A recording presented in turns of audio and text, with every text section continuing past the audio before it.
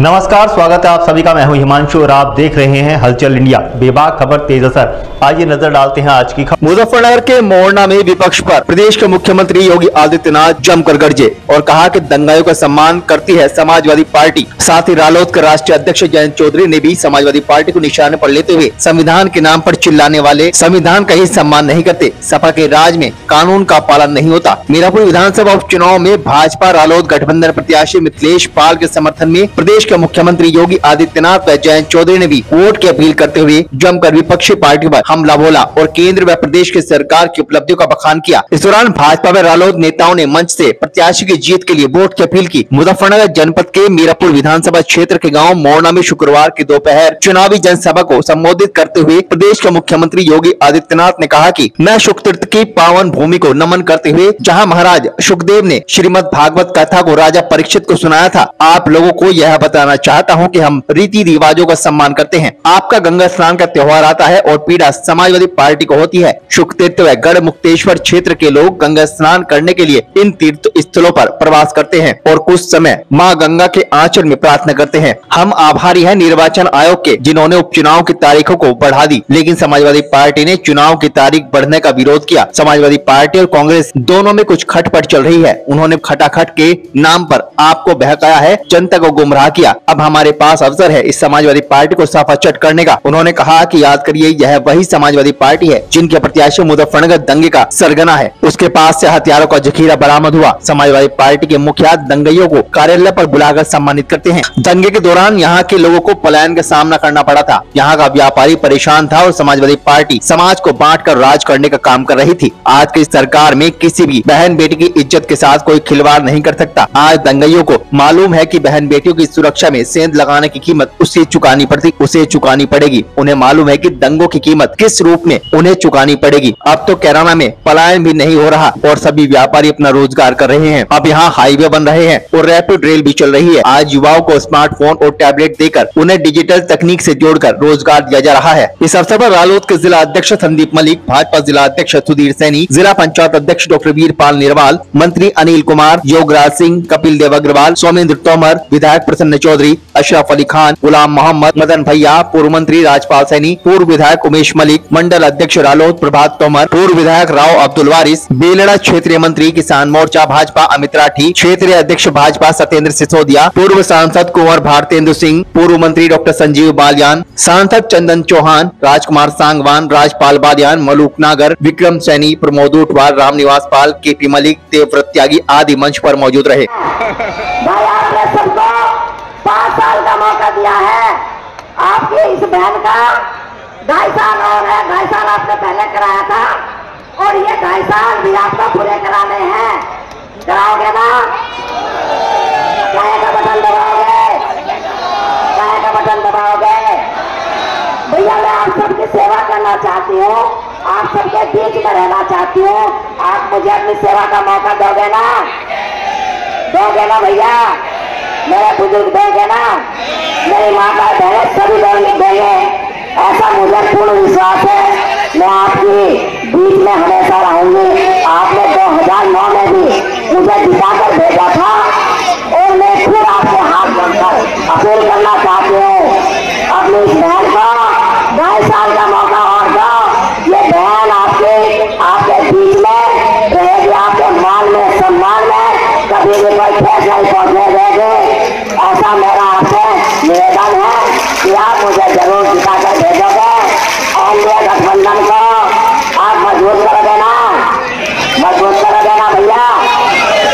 धन्यवाद, नमस्कार, जय हिंद, जय भारत। मैं चाहता हूं कि भारतीय जनता पार्टी और राष्ट्रीय लोकदल ने एक क्षेत्र की परंपरा को पहचानते हुए चुनाव आयोग से हमने दरखास्त गुजारिश की थी। ये चुनाव 13 तारीख का था और चुनाव आयोग ने सभी तकनीकी पहलुओं पर विचार करते हुए हमारे दरखास्त को स्वीकारा और चुनाव को 20 तारीख का किया। बहुत बड़ी संख्या और तादाद में गांव देहात के लोग, खासतौर से पूरे पश्चिमी उत्तर प्रदेश के लोग कार्तिक पूर्णिमा के इस महोत्सव में गंगा स्नान के लिए जाते हैं। सह परिवार जाते हैं, नहीं जाते?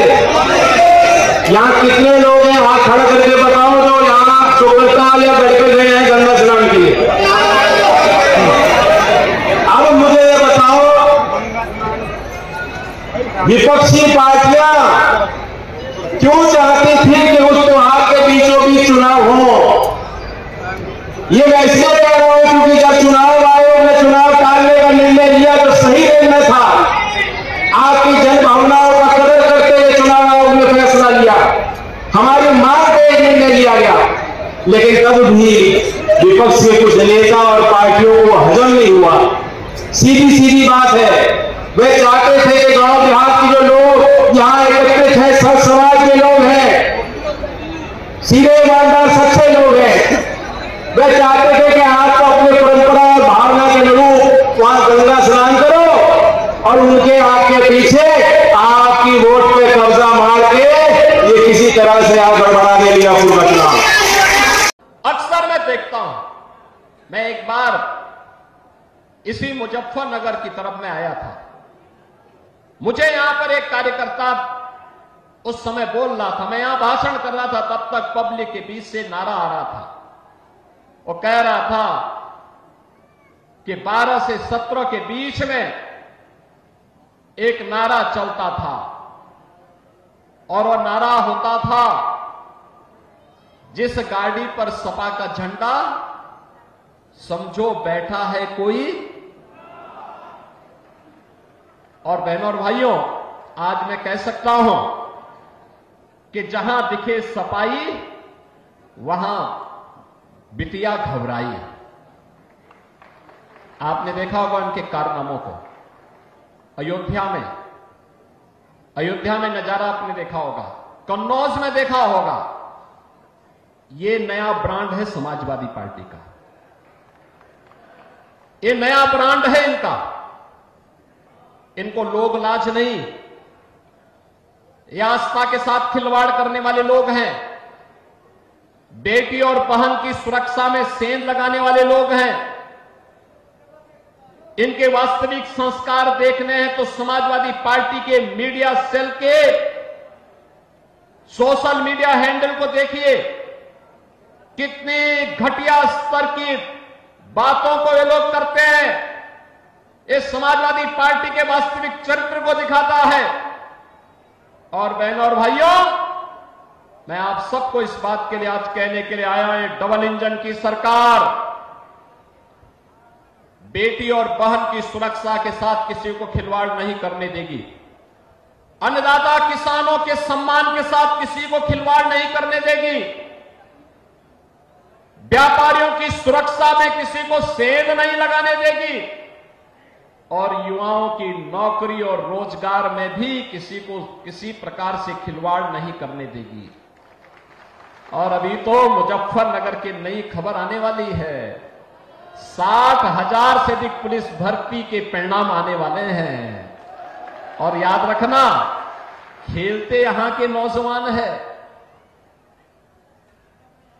अपने योग्यता के बल पर जो पहले उपेक्षित हो जाते थे, अब तो मुजफ्फरनगर, मेरठ, बागपत, शामली, बुलंदशहर, इन जनपदों के युवा बड़े पैमाने पर भर्ती होते हैं। कोई रोक टोक नहीं, कोई भेदभाव नहीं, बड़े पैमाने पर भर्ती होने वाले हैं।